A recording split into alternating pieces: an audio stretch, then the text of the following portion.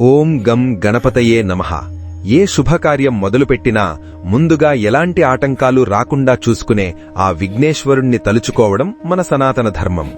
కాబట్టి ఆ పార్వతీ తనయుడైన బొజ్జగణపయ్యను ఎంతో భక్తితో మనసులో తలుచుకుని ఆయన ఆశీస్సులు తీసుకుందాం. ఆ తర్వాత ఈ సమస్త సృష్టికి మూల కారణమైన ఆ శ్రీమహావిష్ణువు పాదపద్మాలకు అత్యంత భక్తిశ్రద్ధలతో నమస్కరిస్తూ వేదవ్యాస భగవానుని అపారమైన దయతో మనకందిన పరమ పవిత్రమైన శ్రీ గరుడ మహాపురాణం సిరీస్లో మొదటి భాగాన్ని మనం ఇప్పుడు భక్తితో ప్రారంభిద్దాం. మునులందరూ ఎంతో శ్రద్ధగా వింటుండగా నైమిషారణ్యంలో సూత మహర్షి ఇలా చెప్పడం మొదలుపెట్టాడు. ఈ అద్భుతమైన పురాణాన్ని లేదా ఏ ఇతర పురాణాన్నైనా చదవడం కానీ రాయడం కానీ మొదలుపెట్టే ముందు ఎంతో నియమనిష్టలతో కొన్ని పవిత్రమైన శ్లోకాలను చదువుకోవాలి. అలా చదవడం వల్ల ఆ భగవంతుని ఆశీస్సులు మనకు పూర్తిగా అందుతాయి. ఆ ఆచారం ప్రకారం ముందుగా ఈ సమస్త జగత్తుకు మూలమైన ఆ నారాయణుడికి, మనకందరికీ జ్ఞానాన్ని ప్రసాదించే చదువుల తల్లి అయిన సరస్వతీదేవికి, మరియు ఈ అద్భుతమైన గ్రంథాలను మనకందించిన వాంగ్మయ ప్రభువైన ఆ వేదవ్యాస మహర్షికి మనసారా నమస్కరించి ఈ జయగ్రంథమును ప్రారంభించాలి. ఆ శ్రీమహావిష్ణువు ఎలాంటివాడంటే ఆయనకు పుట్టుక కాని, ముసలితనం కాని, మరణం కాని లేవు. ఆయన అనంతమైన జ్ఞానమే తన రూపంగా కలిగినవాడు. ఎప్పుడూ స్వచ్ఛమైన మరియు మంగళకరమైన రూపంలో ఉండేవాడు. అనాది అయినవాడు. ఈ సృష్టిలో ఉండే పంచభూతాలతో తయారైన ఈ సామాన్య శరీరానికి ఆయన అతీతంగా ఉండేవాడు. ఆయనకు ఇంద్రియాలుండవు, కాని ప్రాణులందరిలో ఆయన ఎప్పుడూ స్థిరంగా ఉంటాడు. మాయను జయించినవాడు, అంతటా వ్యాపించి ఉన్నవాడు, పరమ పవిత్రుడు, అద్వితీయుడు అయిన ఆ శ్రీహరికి మనం ఎప్పుడూ వందనాలు తెలుపుకోవాలి. అలాగే మనస్సుతో, మాటతో, చేతులతో ఆ శ్రీహరికి, పరమశివునికి, బ్రహ్మదేవుడికి, విఘ్నాలను తొలగించే వినాయకునికి మరియు విద్యాప్రదాయిని అయిన సరస్వతీదేవికి ఎప్పుడూ నమస్కరిస్తూ ఈ పరమ పవిత్రమైన గరుడ మహాపురాణం యొక్క కథను మనం తెలుసుకుందాం. ఈ అద్భుతమైన గరుడ మహాపురాణం యొక్క ప్రవచనం ముందుగా ఎక్కడ ప్రారంభమైందో తెలుసా? ఎంతో పవిత్రమైన పుణ్యభూమి అయిన నైమిషారణ్యంలో మొదలైంది. అసలు ఆ అడవికి నైమిషారణ్యం అని పేరు ఎందుకు వచ్చిందో ఒక అద్భుతమైన కారణం ఉంది. ఆ అరణ్యంలో ప్రతి నిమిషం పవిత్రత మరియు జ్ఞానం పెరుగుతూనే ఉంటాయి కాబట్టి దానికి నైమిషారణ్యం అని పేరు వచ్చింది. అక్కడ ఎంతో మంది గొప్ప మునులందరూ ప్రపంచానికి మేలు జరగాలని శౌనక మహర్షి ఆధ్వర్యంలో ఒక మహాయజ్ఞాన్ని ప్రారంభించారు. అది ఒకరోజు లేదా 2 రోజులు చేసే యజ్ఞం కాదు, ఏకంగా 1000 ఏళ్లపాటు ఏకధాటిగా సాగే ఒక అద్భుతమైన సత్రయాగం అది. ఆ అరణ్యం ఎంత పవిత్రమైనదంటే విశ్వంలో ఉన్న ఎంతో మంది గొప్ప మునులు, ఆచార్యులు, రాజులకు దిశానిర్దేశం చేసే రాజగురువులు మరియు వేదవ్యాసుని శిష్యులు అందరూ కూడా తీర్థయాత్రలకు వెళ్లినప్పుడల్లా దారిలో ఖచ్చితంగా ఇక్కడికి వచ్చి వెళుతూ ఉంటారు. అలా వచ్చిన మహానుభావులను ఆ శౌనక మహర్షి ఎంతో గౌరవంగా పలకరించి వారికి తెలిసిన ధర్మ సందేహాలను అడిగి తెలుసుకునేవాడు. ఆ గొప్పవారు కూడా ఏమాత్రం కాదనకుండా తాము ఇన్ని సంవత్సరాలుగా తపస్సు చేసి సంపాదించిన అపారమైన జ్ఞానాన్నంతా ఎంతో ఆనందంగా మాటల రూపంలో అక్కడి వారందరికీ సమర్పించి వెళుతూ ఉండేవారు. అలా ఇతరుల ప్రసంగాలను ఎప్పుడూ వింటూ ఉండడం వల్ల అక్కడి మునుల జ్ఞానం మరియు అక్కడికి కొత్తగా వచ్చేవారి జ్ఞానం కూడా ప్రతి నిమిషానికి అంతకంతకు పెరిగిపోతూ ఉండేది.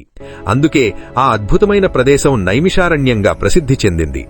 అలాంటి ఎంతో పవిత్రమైన వాతావరణంలో ఒకరోజు ఆ అడవికి అన్ని శాస్త్రాలు పూర్తిగా తెలిసినవాడు, పురాణాలు చెప్పడంలో ఎంతో గొప్ప నేర్పరి, ఎప్పుడూ చాలా ప్రశాంతమైన మనస్సు కలిగి ఉండేవాడు, సాక్షాత్తు ఆ వేదవ్యాస మహర్షికి ప్రియశిష్యుడైన సూత మహర్షి తీర్థయాత్రలు చేసుకుంటూ ఆ మార్గంలో వచ్చాడు.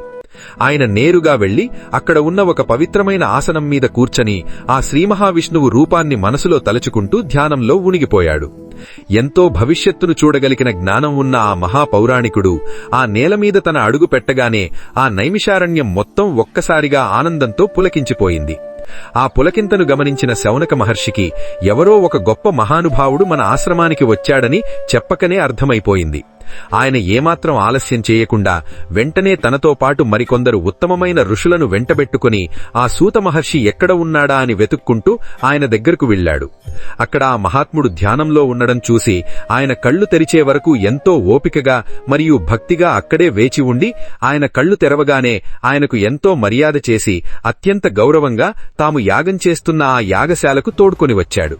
అక్కడున్న మునులందరూ కూడా ఆ సూత మహర్షి రాకను చూసి ఎంతో సంబరపడి ఆయనకు ఎన్నో సేవలు చేసి ఘనంగా ఆతిథ్యమిచ్చి ఆయన రాకతో తమ జన్మలు చరితార్థమయ్యాయి అని ఎంతో సంతోషించారు. ఆ తర్వాత ఆ మహాత్ముడికి తగినంత విశ్రాంతి లభించిన తర్వాత శౌనక మహర్షి ఆయన దగ్గరకు వెళ్లి 2 చేతులు జోడించి నమస్కరించి ఎంతో వినయంగా ఇలా ప్రార్థించాడు. హే సూత మహర్షి, మీరన్నీ తెలిసిన సర్వజ్ఞులు, అందుకే మేము మిమ్మల్ని ఒక ముఖ్యమైన విషయం కోసం ప్రార్థిస్తున్నాము. మాకు ఈ సృష్టికి సంబంధించిన కొన్ని అద్భుతమైన రహస్యాలను బోధించండి. దేవతలందరిలోకి శ్రేష్ఠుడు ఎవరు? ఈ సమస్త లోకాలకు సర్వేశ్వరుడు ఎవరు? మనం పూజించడానికి మరియు ధ్యానించడానికి అత్యంత యోగ్యుడైన ఆ దేవదేవుడు ఎవరు? ఈ మహాజగత్తును సృష్టించేవాడు, దాన్ని పాలించేవాడు మరియు చివరగా సంహరించేవాడు ఎవరు అని అడిగాడు.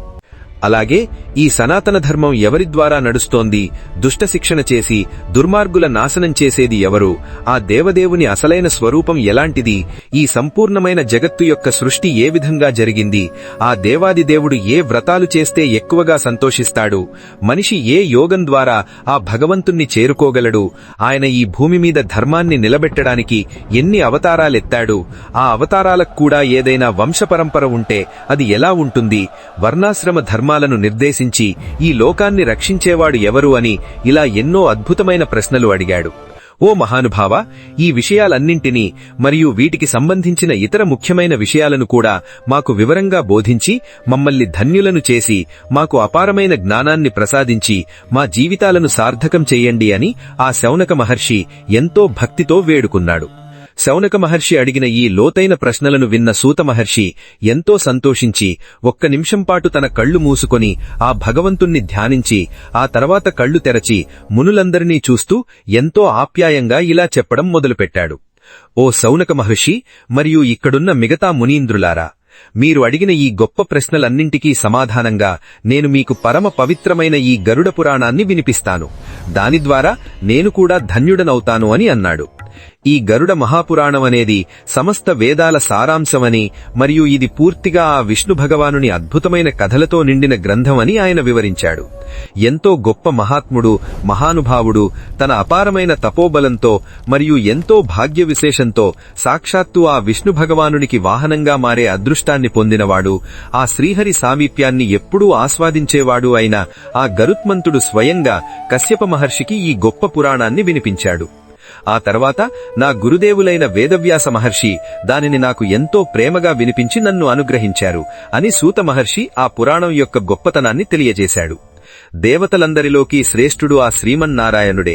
ఆయనే సృష్టికి మూలమైన పరబ్రహ్మ, ఆయనే మన అందరిలో ఉన్న పరమాత్మ అని చెబుతూ ఆయన ద్వారానే ఈ జగత్తు పుట్టడం, నిలబడడం మరియు సంహరం కావడం అన్నీ జరుగుతాయి అని స్పష్టంగా చెప్పి ఆయనకు ముసలితనం కాని మరణం కాని లేవు అని చెబుతూ భగవంతుడైన ఆ వాసుదేవుడు పుట్టుక లేనివాడైనా సరే ఈ జగత్తును కాపాడడం కోసం సనత్కుమారాది ఎన్నో రూపాలలో ఈ భూమి మీద అవతరిస్తూ ఉంటాడు అని చెబుతూ ఆ శ్రీహరి ఎత్తిన అద్భుతమైన అవతారాల గురించి మునులకు ఇలా వివరంగా చెప్పసాగాడు.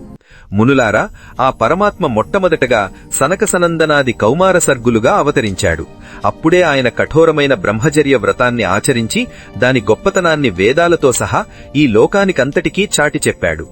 ఆ తర్వాత 2వ అవతారంలో యజ్ఞాలకు అధిపతి అయిన ఆ శ్రీహరి ఒక పెద్ద వరాహ శరీరాన్ని ధరించి హిరణ్యాక్షుడు అనే క్రూరమైన రాక్షసుడి చేత రసాకలంలో నీటి అడుగున ముంచివేయబడిన ఈ భూమిని పైకి ఉద్ధరించి ఈ సృష్టి నిలబడడానికి కారకుడయ్యాడు. 3వ అవతారంలో ఒక గొప్ప ఋషి అయిన నారదుడు అనే పేరుతో జన్మించి సాత్వత తంత్రమనబడే నారద పాంచరాత్రమనే గొప్ప విషయాన్ని లోకానికి బోధించాడు. అందులో మనిషి ఎటువంటి ఫలాన్ని ఆశించకుండా తన కర్మను ఎలా చేయాలో ఆ నిష్కామ కర్మ గురించి చాలా అద్భుతంగా చెప్పబడింది. ఇక 4వది నరనారాయణ అవతారం. ఇందులో శ్రీహరి ధర్మాన్ని రక్షించడం కోసం ఎంతో కఠోరమైన తపస్సు చేశాడు. ఆయన తపస్సుకు మెచ్చి దేవతలు మరియు దానవులు కూడా ఆ నరనారాయణ మహర్షులను ఎంతో భక్తితో ఆరాధించారు. 5వ అవతారంలో శ్రీహరి కపిల మహర్షి అనే పేరుతో సిద్ధులందరిలోకి సర్వశ్రేష్ఠునిగా జన్మించి కాలగర్భంలో కలిసిపోయి మరుగున పడిపోయింది అనుకున్న అద్భుతమైన సంఖ్యాశాస్త్రాన్ని మళ్లీ వెలికితీసి ఈ ప్రపంచానికి ప్రసాదించాడు. 6వ అవతారం దత్తాత్రేయుడు. అత్రి మహర్షి మరియు అనసూయ దంపతులకు ఒకప్పుడు ఆయన ఇచ్చిన వరాన్ని పురస్కరించుకుని ఆ శ్రీహరి వారికి పుత్రునిగా జన్మించి ఎన్నో వందల మందికి అపారమైన జ్ఞానోపదేశాన్నిచ్చాడు. ముఖ్యంగా అలర్క మహారాజుకి మరియు భక్త ప్రహ్లాదునికి గొప్ప బ్రహ్మ విద్యను ఉపదేశించి వారిని ధన్యులను చేశాడు. 7వ అవతారం యజ్ఞదేవుడు. ఆ శ్రీమన్నారాయణుడు రుచి ప్రజాపతి మరియు ఆకూతి దంపతులకు మన స్వయంభువ మన్వంతరంలోనే జన్మించి ఇంద్రాది దేవతల చేత ఎన్నో అద్భుతమైన యజ్ఞాలను స్వయంగా చేయించి అందరికీ ఆ యజ్ఞాలు చేసే పద్ధతిని వివరంగా బోధించి యజ్ఞదేవుడు అనే పేరుతో అందరి చేత పూజలందుకున్నాడు. 8వ అవతారంలో వృషభదేవుడుగా ఆ కేశవుడే నాభి మరియు మేరుదేవి దంపతుల పుత్రునిగా జన్మించి అందరికీ ఒక గొప్ప ఆదర్శంగా నిలిచేలా గృహస్థాశ్రమాన్ని ఎంతో గొప్పగా నిర్దేశించాడు. దానికి సంబంధించిన నియమాలను ఏర్పరచి సకల ఆశ్రమాల వారు కూడా నమస్కరించేంత శ్రేష్టంగా ఆ గృహస్థాశ్రమాన్ని తీర్చిదిద్దాడు. ఆ తర్వాత 9వ అవతారంలో ఋషులందరూ ప్రార్థించగా ఆ లక్ష్మీనాథుడు పృథు మహారాజుగా పుట్టి ఒక ఆవు రూపంలో ఉన్న భూమి నుండి పాలను పితికినట్లుగా సమస్త ప్రాణులకు అవసరమైన అన్నాన్ని మరియు ఎన్నో అద్భుతమైన ఔషధ రాసులను పితికి ఈ మానవజాతికి ఆకలి తీర్చి కాపాడాడు. ఇది ఆయన ఎత్తిన 9వ అవతారమైంది. భగవంతుని 10వ అవతారము మత్స్యావతారం. చాక్షుష మన్వంతరం చివరిలో ఊహించని విధంగా ఒక భయంకరమైన ప్రళయం వచ్చినప్పుడు ఆ విష్ణువు ఒక బ్రహ్మాండమైన చేప రూపమును ధరించి ఈ భూమినే ఒక పెద్ద నావగా మార్చి వైవస్వత మనువును మరియు సృష్టికి ప్రతినిధులైన ఎన్నో జీవరాశులను ఆ పడవలోనికి రమ్మని ఆదేశించి ఆ ప్రళయ జలాల్లో ఆ పడవ మునిగిపోకుండా తన వీపు మీద కాపాడి ఈ సృష్టిని రక్షించాడు. కూర్మావతారమనేది మహావిష్ణువు యొక్క 11వ అవతారం. అమృతం కోసం క్షీరసాగర మథనం జరుగుతున్న వేళ ఆ మందర పర్వతం సముద్రంలో మునిగిపోకుండా దాని కింద ఆధారంగా ఉండి కాపాడడం కోసం ఒక పెద్ద తాబేలు అవతారం ఎత్తాడు. ఆ తర్వాత అదే క్షీరసాగర మథనంలో వైద్యశాస్త్రాన్ని ప్రపంచానికి ప్రసాదించడం కోసం ధన్వంతరిగా వచ్చాడు. అలాగే దేవతలను తన్ని అమృతాన్ని లాక్కున్న ఆ రాక్షసులను తన మాయతో మురిపించి మరిపించి ఆ అమృతాన్ని కేవలం సన్మార్గులైన దేవతలకు మాత్రమే దక్కేలా చేయడం కోసం ఎంతో అందమైన మోహిని అవతారాన్ని కూడా ఆ మహావిష్ణువే ఎత్తవలసి వచ్చింది. 14వ అవతారమైన నృసింహావతారంలో ఆ శ్రీ మహావిష్ణువు సగం సింహం సగం మనిషి రూపంలో భయంకరంగా వచ్చి ఆ క్రూరుడైన హిరణ్యకశిపుని బారి నుండి తన భక్తుడైన ప్రహ్లాదుని మరియు ఈ సకల లోకాలను రక్షించాడు. 15వ అవతారమైన వామనావతారంలో బ్రాహ్మణ బాలుని రూపంలో వెళ్లి బలిచక్రవర్తిని 3 అడుగుల నేల అడిగి అతన్ని పాతాళానికి పంపించి అంతవరకు ఆ రాక్షసుని ఆక్రమణలో ఉన్న ముల్లోకాలను విడిపించి వాటిని దేవేంద్రుని న్యాయమైన మరియు సక్రమమైన వైదిక పాలనలోనికి తెచ్చాడు. 16వ అవతారంలో పరశురావుడిగా వచ్చి బ్రాహ్మణ ద్రోహులై లోక కంటకులుగా మారి ప్రజలను పీడించే క్రూరులైన క్షత్రియులను తన గొడ్డలితో నాశనం చేశాడు. ఆ తర్వాత 17వ అవతారంలో వ్యాస మహర్షిగా ఆయన పరాశరునికి మరియు సత్యవతికి పుత్రునిగా జన్మించి వేదాలను అందరికీ అర్థమయ్యేలా సంస్కరించి మరియు పరిష్కరించి వాటిని సామాన్య జనంలోకి తీసుకొచ్చాడు. శ్రీ మహావిష్ణువు దానవుల నాశనం కోసమే కౌసల్య దశరథుల పుత్రుడై శ్రీరాముడు అనే పేరుతో అవతరించి రావణాసురుని సంహరించి దేవతలను మరియు మునులను ఉద్ధరించాడు. ఆయన ఎత్తిన 19 మరియు 20 అవతారాలు బలరామ మరియు శ్రీకృష్ణులు. ఈ అద్భుతమైన అవతారాలలో స్వామి స్వయంగా తానే ముందుండి దుష్ట శిక్షణ మరియు శిష్ట రక్షణ చేయడమే కాకుండా తన వారి చేత కూడా దగ్గరుండి ధర్మాన్ని నిలబెట్టేలా చేశాడు. రాక్షసాంశతో పుట్టి భూమి మీద అరాచకాలు సృష్టిస్తున్న లక్షల సంఖ్యలో ఉన్న దుర్మార్గులు మడిసిపోగా ఈ భూభారం ఎంతో తగ్గింది. ఇక త్వరలోనే ఆ శ్రీహరి కీకట దేశంలో జినపుత్రునిగా బుద్ధనామంతో బుద్ధునిగా జన్మించి దేవతలకు ద్రోహం చేసేవారిని తన మాయతో మోహంలో ముంచెత్తి ఈ లోకాలను రక్షిస్తాడు. ఇది ఆయన 21వ అవతారమవుతుంది. 22వ అవతారం ఈ కలియుగం చివరిలో 8వ సంధ్యలో రాబోతోంది. భూమి మీద ధర్మాన్ని రక్షించే రాజవర్గం పూర్తిగా అంతరించిపోయి ఎక్కడ చూసినా అరాచకం చెలరేగినప్పుడు ఆ శ్రీహరి విష్ణుయసుడు అనే ఒక పవిత్రమైన బ్రాహ్మణుని ఇంట కల్కి అనే పేరుతో అవతరించి ఈ లోకాన్ని పూర్తిగా చక్కబరుస్తాడు. ఇవి కాకుండా ఇంకా అసంఖ్యాకమైన సందర్భాలలో ఆ శ్రీ మహావిష్ణువు ఈ భూమిపై ఎన్నో అద్భుతమైన రూపాలలో అవతరించాడు. మనువులుగా మరియు ఈ జాతి చరిత్ర గతిని మార్చగలిగే గొప్ప మహర్షులుగా ఆయనే ఉద్భవించి ఈ సృష్టిని నడిపిస్తున్నాడు. విష్ణు విభూతులని పేరొందిన ఈ గొప్ప అంశాలనే మా గురువుగారైన ఆ వేదవ్యాస భగవానులు మాతో గరుడ మహాపురాణమనే పేరుతో వివరంగా అధ్యయనం చేయించారు అని సూత మహర్షి మునులందరికీ ఎంతో ఆనందంగా వివరించాడు. ఆ విషయాలను విన్న సౌనకాది మహామునులు ఈ గరుడ మహాపురాణమును మొదలి నుండి చివరి వరకు ఆమూలాగ్రం వినాలని తమకు ఎంతో ఆశగా ఉందని అత్యంత ఉత్సుకతతో వేడుకోగా ఆ పరమ పౌరాణికుడైన సూత మహర్షి ఆ పురాణం యొక్క గొప్పదనాన్ని ఇలా ప్రవచించడం ప్రారంభించాడు. ఒకనాడు బదరికాశ్రమంలో వ్యాసమునీంద్రులు పరమాత్మ ధ్యానంలో ఉండడం గమనించి నేను అక్కడే ఆయన కూర్చున్న ఆసనానికి సమీపంలోనే నేలపై ఎంతో భక్తితో కూర్చుండిపోయాను. ఆయన కనులు తెరవగానే నేను ఆయనకు ప్రణామం చేసి, ఓ గురుదేవా, మీరు పరమేశ్వరుడు మరియు భగవంతుడైన ఆ శ్రీహరి అసలైన స్వరూపాన్ని మరియు ఈ జగత్తు ఎలా సృష్టించబడింది అనే అద్భుతమైన విషయాలను దయచేసి నాకు బోధించండి. మీరు ఇంతసేపు ఆ పరమపురుషుని ధ్యానంలోనే ఉండి ఆయనను దర్శించగలిగారని కూడా నాకిప్పుడే అర్థమైంది అని నేనన్నాను. నేనలా అడిగేలోగా మిగతా శిష్యులు మరియు కొందరు గొప్ప మునీంద్రులు కూడా అక్కడికి చేరుకున్నారు. అప్పుడు వ్యాసమహర్షి మా అందరినీ చూసి, నాయనలారా, నాకు నా ధ్యానంలో గోచరించేది ఆ శ్రీమహావిష్ణవే. ఆయన గురించి పూర్తిగా చెప్పగలవాడు ఆ చతుర్ముఖ బ్రహ్మదేవుడే. ఆ బ్రహ్మదేవుడు మాకు ఎంతో దయతో అనుగ్రహించిన ఈ గరుడ మహాపురాణాన్ని మీకు చెప్పడానికి నేను ప్రయత్నిస్తాను అని చెప్పి ఆ కథని ఇలా మొదలుపెట్టాడు. పూర్వం ఒకమారు నారదుడు, దక్ష ప్రజాపతి, భృగు మహర్షి మరియు నేను అందరం కలిసి సత్యలోకానికి వెళ్లాం. అక్కడ ఆది బ్రాహ్మణుడు మరియు గురువులకే గురువైన ఆ సృష్టికర్త బ్రహ్మదేవునికి ప్రణామం చేసి, ఓ దేవదేవేశ, సమస్త వేదాల సారము మరియు సర్వజ్ఞానానికి మూలము మీరే. దయచేసి మాకు ఆ అసలైన సారతత్వాన్ని అనుగ్రహించండి అని మేమంతా ప్రార్థించాం. అప్పుడు బ్రహ్మదేవుడు చిరునవ్వు నవ్వి, సర్వశాస్త్రాలకు సారభూతమైనది ఈ గరుడ మహాపురాణమే. ప్రాచీన కాలంలో సాక్షాత్తు ఆ శ్రీ మహావిష్ణువు నాకు, శివునికి మరియు ఇతర అన్య దేవతలకు దీన్ని స్వయంగా వినిపించాడు అని చెబుతూ బ్రహ్మదేవుడు ఆ అద్భుతమైన సందర్భాన్ని ఇలా వివరించాడు. ఒకమారు నేను ఇంద్రాది దేవతలతో కలిసి పరమశివుని దర్శనం కోసం కైలాసానికి వెళ్లాను. అక్కడ ఆ పరమశివుడు ఎంతో పరమ భక్తితో కళ్లు మూసుకొని ఎవరినో ధ్యానిస్తున్నట్లు మాకనిపించింది. ఆయన కనులు తెరిచి మమ్మల్నందరినీ చూసగానే మేము ప్రణామం చేసి, హే సదాశివ, మీరు మీకంటే గొప్పదైన ఇంకొక దేవుణ్ణి ధ్యానిస్తున్నట్లు మాకనిపించింది. మీకంటే గొప్ప దేవుడు ఈ సృష్టిలో వేరొకరు ఉన్నారని మాకు ఇంతవరకు ఎవరూ చెప్పలేదు. మీరే స్వయంగా ధ్యానించదగ్గ పరమ దేవతా స్వరూపం ఎవరైనా ఉంటే మమ్మల్ని కరుణించి ఆ పరమ సారతత్వాన్ని మాకు కూడా అనుగ్రహించండి అని నేనడిగాను. అప్పుడు ఆ శంకరుడు మమ్మల్ని చూసి, ఓ బ్రహ్మాది దేవతలారా, నేను ఎప్పుడూ సర్వఫలదాయకుడు, అంతటా వ్యాపించి ఉన్నవాడు, సమస్త రూపాలు తానైనవాడు, సర్వప్రాణుల హృదయాలలో నివసించేవాడు పరమాత్మ మరియు ఈ సృష్టికి సర్వేశ్వరుడైన ఆ విష్ణు భగవానుణ్ణి సదా నా మనసులో ధ్యానిస్తూ ఉంటాను.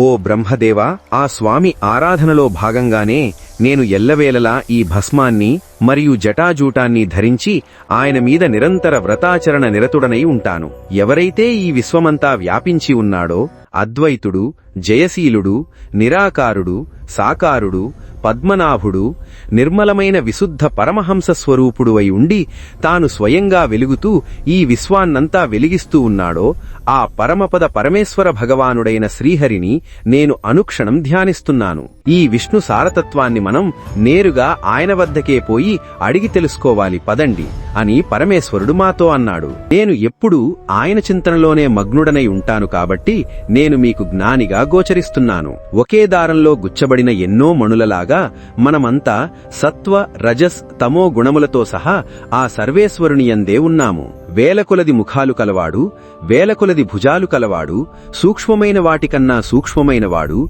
పెద్దవాటికన్నా పెద్దవాడు, గురువులందరిలోనూ ఉత్తముడు, పూజింపదగిన వారిలో పూజ్యతముడు, శ్రేష్ఠులకే శ్రేష్ఠుడు, సత్యాలలో పరమసత్యము, సత్యమైన కర్మలు ఆచరించేవాడు, పురాణాలలో స్తుతింపబడే అసలైన పురాణ పురుషుడు, ద్విజాతీయులలో బ్రాహ్మణోత్తముడు, ప్రళయకాలంలో సంకర్షణునిగా కీర్తింపబడినవాడు అయిన ఆ పరమా ఉపాస్యుణ్ణే నేను నిరంతరం ఉపాసిస్తున్నాను. సత్ మరియు అసత్ అనే రెండు రూపాలకు ఆవల ఉన్నవాడు, సత్యస్వరూపుడై ఉన్నవాడు, ఏకాక్షర ప్రణవానికి అనగా ఓంకారానికి మూలమై ఉన్నవాడు, దేవతలు, యక్షులు, రాక్షసులు మరియు నాగగణాలచే నిరంతరం అర్చింపబడే ఆ విష్ణువునే నేను ఎంతో భక్తితో అర్చిస్తాను. ఒక పెద్ద కొలనులో చిన్న చిన్న చేపలు ఎలాగైతే కదలాడుతూ ఉంటాయో ఈ జగాలన్నీ మనతో సహా ఆ విశ్వరూపునిలోనే ఎప్పుడూ కదలాడుతుంటాయి. ఆయన ముఖంలో అగ్ని, మస్తకంలో ద్యులోకం, నాభిలో ఆకాశం, చరణాలపై భూమి, కన్నులలో సూర్యచంద్రులు గల అద్భుతమైన విశ్వరూపం ఆయనది. ఆయన ఉదరంలో స్వర్గం, మర్త్యలోకం, పాతాళం ఉంటాయి. ఆయన భుజాలలో సమస్త దిశలు ఉంటాయి. ఆయన ఉచ్ఛ్వాసంలో వాయువు, కేశపుంజంలో మేఘాలు, అంగసంధులలో నదులు, కుక్షిలో సముద్రాలు ఎవరికైతే నిలచి ఉంటాయో ఆ విశ్వరూపుడే నాకు నిజమైన దేవుడు. ఈ సమస్త జగత్తునకు ఆది అయిన అనాదితత్వము ఆయనది. అట్టి గొప్ప నారాయణునికి నా నమస్కారము. ఏ పురాణ పురుషుని నుండైతే సర్గ, ప్రతిసర్గ, వంశ, మన్వంతర మరియు వంశానుచరితలు ప్రవర్తితాలైనవో ఆ పరమాత్మ వద్దకే మనం పోయి ఈ పరమ సారతత్వజ్ఞానమును పొందవలసి ఉన్నది అంటూ పరమేశ్వరుడు మాతో కలిసి ఆ విష్ణు వద్దకు బయలుదేరాడు. ఓ వ్యాసమునీంద్ర, ఆ రోజు పరమేశ్వరునితో కలిసి మేమంతా శ్వేతద్వీపం చేరుకుని సారతత్వ స్వరూపుడైన ఆ విష్ణువు ద్వారానే ఆ పరమతత్వం యొక్క సారాన్ని వినడానికి మేమంతా ఎంతో ఆశగా వేచి ఉండగా, ఓ రుద్రదేవా, బ్రహ్మాది దేవతలారా వినండి, నేనే అందరి దేవతలకు ఆరాధ్య దైవాన్ని, ఈ సర్వలోకాలకి స్వామిని నేనే, దేవ మానవాది జాతులన్నిటికీ ఎప్పుడూ ధ్యేయాన్ని మరియు పూజ్యాన్ని స్తుతియోగ్యనుడు నేనే. ఓ రుద్రదేవా, మనుష్యుల చేత ఎన్నో పూజలు అందుకొని వారికి చివరికి పరమగతిని ప్రాప్తింపజేసేది నేనే. వాళ్లు చేసే వ్రతనియమాలు, సదాచారాలు మరియు సదాచరణలచే నేను సంతుష్టుడనై వారి మనోరథాలను అన్నీ నెరవేర్చేది నేనే. నేనే ఈ సమస్త సృష్టికి మూలం, స్థితికి కారకుడను, దుర్మార్గులైన దుష్ట నాశకుడను మరియు మంచివారిని కాపాడే శిష్టరక్షకుడను. నేనే మత్స్యాది రూపాలతో ఎన్నో అవతారాలు ఎత్తి ఈ అఖిల భూమండలాన్ని పాలిస్తూ ఉంటాను. మంత్రము నేనే, దానిలో దాగిన అర్థనూ నేనే. పూజ వల్ల మరియు ధ్యానం ద్వారా మనిషికి ప్రాప్తించే ఆ పరమతత్వాన్ని కూడా నేనే. స్వర్గాదులను తన సంకల్పంతో సృష్టించినది నేనే మరియు ఆ స్వర్గాదులు నేనే. యోగిని, యోగం, ఆద్యయోగం మరియు పురాణం నేనే. తెలుసుకునే జ్ఞాతను, వినే శ్రోతను, మననం చేసుకునే కర్తను నేనే. ఇతరుల చేత సంభాషింపబడు విషయాన్ని మరియు సంభాషించే వ్యక్తిని నేనే. ఈ విశాలమైన జగత్తును నేనే, అందులోని సమస్త పదార్థాలు నా స్వరూపాలే. సూర్యచంద్ర మంగళాది గ్రహాలు కూడా నేనే అని ఆ శ్రీహరి తన విశ్వరూపతత్వాన్ని వివరించాడు. ప్రాచీన కాలంలో ఒకసారి పక్షిరాజైన గరుత్మంతుడు ఒక గొప్ప తపస్సు ద్వారా నన్ను ఎంతో భక్తితో ఆరాధించాడు. అతని అద్భుతమైన తపస్సుకు నేను సంతుష్టుడనై అతనికి సాక్షాత్కరించి నీకేం కావాలో కోరుకో అని అన్నాను. అప్పుడు ఆ గరుత్మంతుడు కన్నీళ్లతో, దేవదేవా, నాగులు నా కన్నతల్లిని మోసంతో దాసిగా చేసుకున్నారు. ఆమెను ఆ దాస్యగ్రహణం నుండి విడిపించడానికి నాకిప్పుడు అమృతం కావాలి. మీరు నాకు వరమిస్తే నేను అవసరమైన వారినందరినీ గెలిచి నా తల్లికి దాస్య విముక్తిని గావించి తిరిగి వచ్చి మీ వాహనంగా శాశ్వతంగా మీకు సేవ చేసుకుంటూ నిలిచిపోతాను.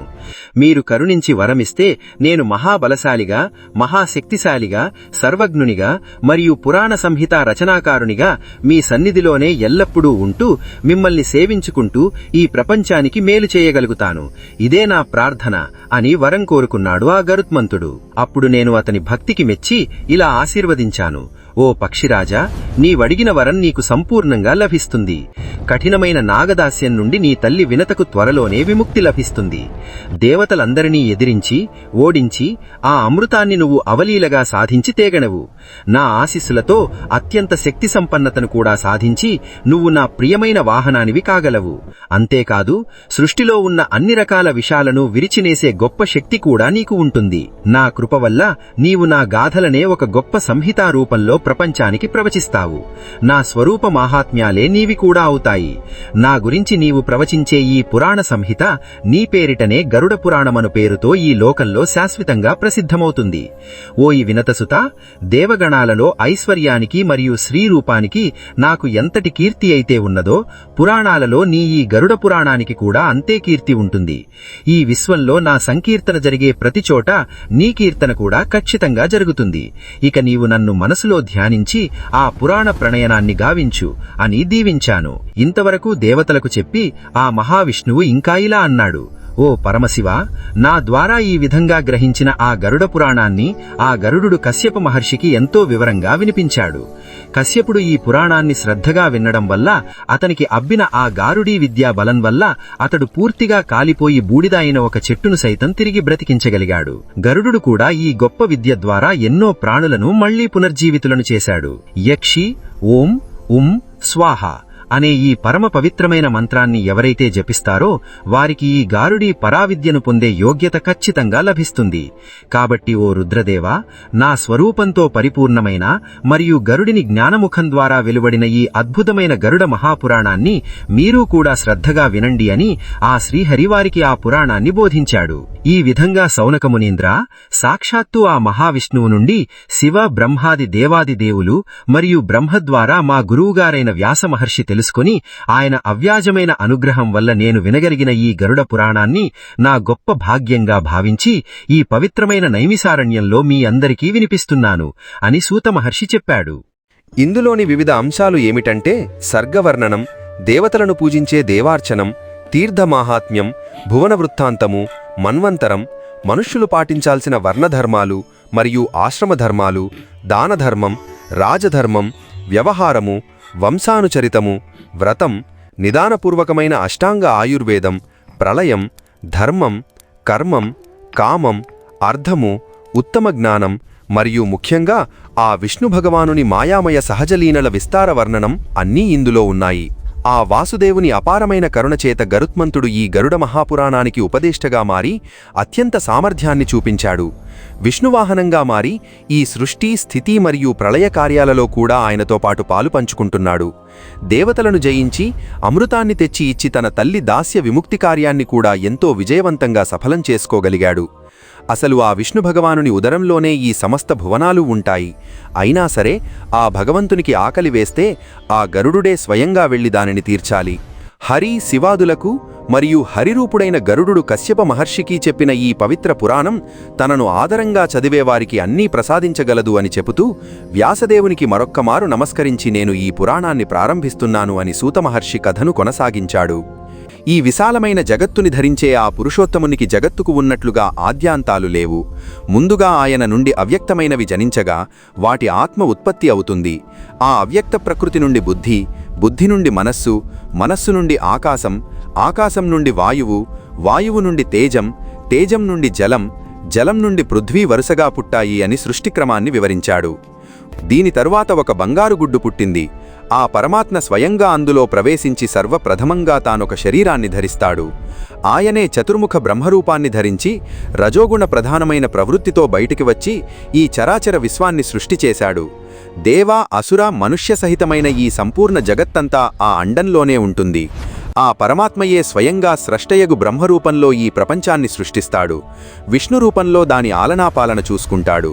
కల్పాంతకాలంలో రుద్రరూపంలో దానిని సంపూర్ణంగా లయింపకేస్తాడు. సృష్టి సమయంలో ఆ పరమాత్మయే వరాహరూపాన్ని ధరించి జలమగ్నమైన ఈ భూమిని తన కొమ్ముతో పైకి తేల్చి ఉద్ధరిస్తాడు అని దేవాదుల సృష్టి యొక్క వర్ణనను సంక్షిప్తంగా తెలియజేశాడు. వీటన్నిటికన్నా ముందు ఆ పరమాత్మ నుండి మహత్తత్వం సృష్టింపబడుతుంది. రెండవ సర్గలో పంచ తన్మాత్రల రూప, రస, గంధ, స్పర్శ శబ్దముల ఉత్పత్తి జరుగుతుంది. దీనినే భూతసర్గ అంటారు. వీటి ద్వారానే పంచ మహాభూతములైన నేల, నీరు, నిప్పు, గాలి, నింగి సృష్టింపబడతాయి. మూడవది వైకారిక సర్గ అంటారు. ఇందులో కర్మేంద్రియాలు మరియు జ్ఞానేంద్రియాలు ఈ దశలోనే పుడతాయి కాబట్టి దీనిని ఐంద్రిక సర్గ అని, మరియు బుద్ధిదశ కూడా ఇదే అవుతుంది కాబట్టి దీన్ని ప్రాకృత సర్గ అని కూడా అంటారు. నాలుగవది ముఖ్య సర్గ. ఇందులో పర్వతాలు, వృక్షాలు సృష్టింపబడతాయి. ఎందుకంటే ఇవి మానవ జీవనంలో ముఖ్య పాత్రను పోషిస్తాయి కాబట్టి దీనికి ఆ పేరు వచ్చింది. ఐదవది తిరియక్ సర్గ. ఇందులో పశుపక్షాదులు పుడతాయి. ఆ తరువాత ఆరవ సర్గలో దేవతలు, ఏడవ సర్గలో మానవులు సృష్టింపబడతారు. వీటిని క్రమముగా ఊర్ధ్వప్రోత మరియు అర్వాక్ప్రోత సర్గలు అంటారు.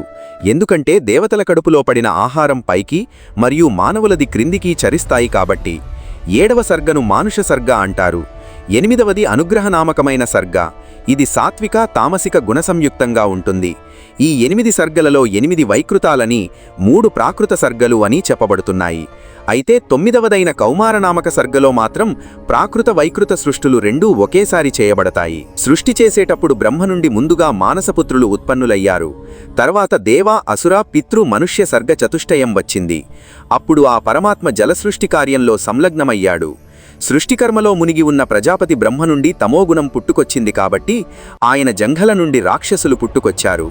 అప్పుడు బ్రహ్మ తన తమోగుణయుక్తమైన శరీరాన్ని విడిచిపెట్టగా ఆ తమోగుణపు ముద్ద రాత్రిగా మారి నిలబడిపోయింది.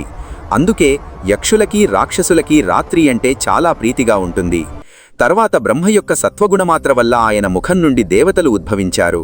తర్వాత ఆయన సత్వగుణయుక్తమైన శరీరాన్ని కూడా విడనాడగా దాని నుండి పగలు పుట్టింది. అందుకే దేవతలకు పగలు అంటే ఎంతో ప్రీతిపాత్రం. తర్వాత బ్రహ్మ యొక్క సాత్విక శరీరం నుండి పితృగణాలు ఉద్భవించాయి. బ్రహ్మ ఆ సాత్విక శరీరాన్ని వదిలిపోయినప్పుడు అది పగటికి రాత్రికి మధ్య వచ్చే సంధ్యగా మారింది. తదనంతరం బ్రహ్మ యొక్క రజోమయ శరీరం నుండి మానవులు పుట్టారు. ఆయన ఆ శరీరాన్ని పరిత్యజించినప్పుడు అది జ్యోత్స్న అనగా ప్రభాతకాలంగా మారింది. అదే ఉదయ సంధ్య. ఈ రకంగా జ్యోత్స్న, పగలు, సంధ్య, రాత్రి అనేవి బ్రహ్మశరీర సంభూతాలుగా మారాయి. ఆ తర్వాత బ్రహ్మ యొక్క రజోమయ శరీరం నుండి క్షుధ, క్రోధం జనించాయి. పిమ్మట బ్రహ్మ నుండియే ఆకలి, దప్పులు అతిగా కలవారు మరియు రక్త మాంససేవనులునగు రాక్షసులు, యక్షులు పుట్టుకొచ్చారు. అటు పిమ్మట బ్రహ్మ కేశాల నుండి అటూ ఇటూ చురుకుగా కదిలే సర్పాలు, క్రోధం నుండి భూతాలు పుట్టినవి. బ్రహ్మలో కలిగిన క్రోధగుణవాసన పాములకు తగిలింది. అందుకే వాటికి క్రోధం ఎంతో ఎక్కువగా ఉంటుంది. తర్వాత బ్రహ్మ నుండి పాట పాడుతూ, నాట్యమాడుతూ కొన్ని ప్రాణులు నిర్గమించాయి. అలా పాడేవారు గంధర్వులు కాగా, ఆడేవారు అచ్చరలయ్యారు. ఆ తర్వాత ప్రజాపతి అయిన బ్రహ్మ వక్షస్థలం నుండి స్వర్గము, ద్యూలోకము పుట్టాయి. ఆయన ముఖం నుండి మేక, ఉదరం నుండి గోవు, పార్శ్వాల నుండి ఏనుగు, గుర్రము, మహిషము, ఒంటె, తోడేలు జాతులు పుట్టినవి. ఆయన రోమాల నుండి ఫల, పుష్ప, ఔషధ జాతి వృక్షాలు ఉద్భవించాయి. తర్వాత పులి వంటి హింస్రకాలు, పశువులు, గిట్టలు జంతువులు, నీటి క్షీరదాలు, కోతిజాతి, పక్షులు, ఉభయచరాలు, సరీసృపాలు, ఇలా 7 రకాల జంతువులు పుట్టాయి. ఇక బ్రహ్మ యొక్క తూర్పు మొదలైన 4 ముఖాల నుండి క్రమంగా ఋగ్వేదం, యజుర్వేదం, సామవేదం, అథర్వణ వేదాలు జనించాయి. ఆయన ముఖం నుండి బ్రాహ్మణులు, భుజాల నుండి క్షత్రియులు, ఊరువుల నుండి వైశ్యులు, పాదాల నుండి శూద్రులు ఉత్పన్నులయ్యారు. వెంటనే బ్రహ్మవారిలో ఉత్తములైన బ్రాహ్మణులకు బ్రహ్మలోకాన్ని, క్షత్రియులకు ఇంద్రలోకాన్ని, వైశ్యులకు వాయులోకాన్ని, శూద్రులకు గంధర్వలోకాన్ని నివాసాలుగా నిర్ధారణ చేశాడు అని సూతమహర్షి ఈ సృష్టిక్రమాన్ని మునులకు ఎంతో అద్భుతంగా వివరించాడు. ఈ వీడియో కనుక మీకు నచ్చినట్లయితే వెంటనే లైక్ బటన్ నొక్కండి. అలాగే కమెంట్స్ పక్కనే ఉన్న హైప్ బటన్ను కూడా గట్టిగా నొక్కి మన ఛానల్కు మీ అద్భుతమైన సపోర్ట్ ఇవ్వండి. ప్రతి బుధవారం ఉదయం 9 గంటలకు మన నాని ఎపిక్స్ ఛానల్లో వచ్చే గరుడ పురాణం సిరీస్ సరికొత్త ఎపిసోడ్స్ను మిస్ అవ్వకుండా తప్పక చూడండి.